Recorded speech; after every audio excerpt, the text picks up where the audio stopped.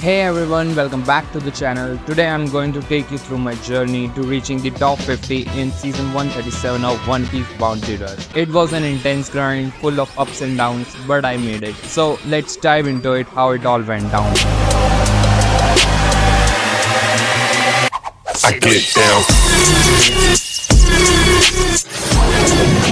At first, I thought let's aim for the top 100. That seemed like a solid goal. But after seeing my league score on the first day, I felt confident maybe top 50 was possible. Little did I know what was coming next. From day 2 onward, things got serious. People really started playing, and since this was my first time pushing ranks like this, I wasn't ready for just how tough it would become. It got about 100 times harder than the first day. But I had committed to top 50 and there was no turning back. So I grinded every single day. And let me tell you, top 50 is no joke. The competition was fierce. I was constantly up against some of the best players like Red Story, Aqua, Carnage, Steezy, Masaki and others. And then there was this one player, Uta, who was gunning for rank 1. Almost every time I matched with them, they had a solid team and we'd lose badly, like 0-5. On top of that, I only had 17 hyper boost. Later I increased it to 24 and my snake wasn't even maxed out yet. Oh, and no team to back me up. So yeah, I was struggling, but playing with and against such high level players was exciting and fun. Then came the next big problem, the dreaded unstable connection message. It happened so many times, killing my momentum and costing me ranks. I had to get my internet fixed, and once that was sorted, the grind continued.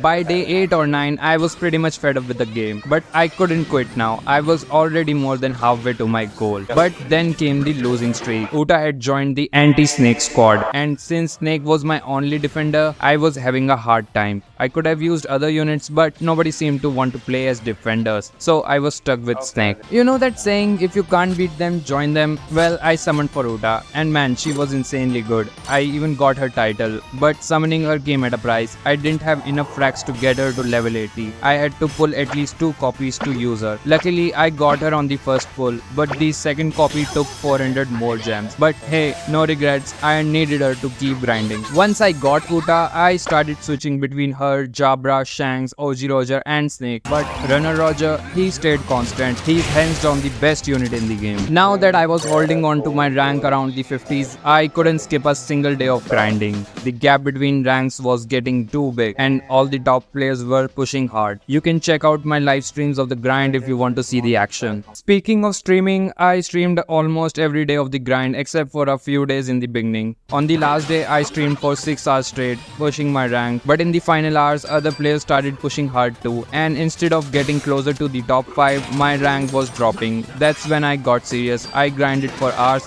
and by the end of the stream, I hit rank 41. I figured that was good enough, but I wasn't sure if it hold. I ended the stream with a score of 73.4k and went to sleep. The next day, it was the moment of truth. Did I make it into top 50? Honestly, I was super excited and nervous, and then there it was, rank 48. I did it. I finally got that top 50 title and trophy. I know it's just a game and the title doesn't mean much in the grand scheme of things, but for me it was totally worth it. It's always fun when you set a goal and actually achieve it. So was it worth it? Hell yeah, it was. Look at that title, it's insane. That was my first attempt at the top 50. Maybe next time I'll go for rank 1, who knows. Thanks for watching, and if you enjoyed the video, don't forget to like, comment and subscribe. See you in the next one. Peace.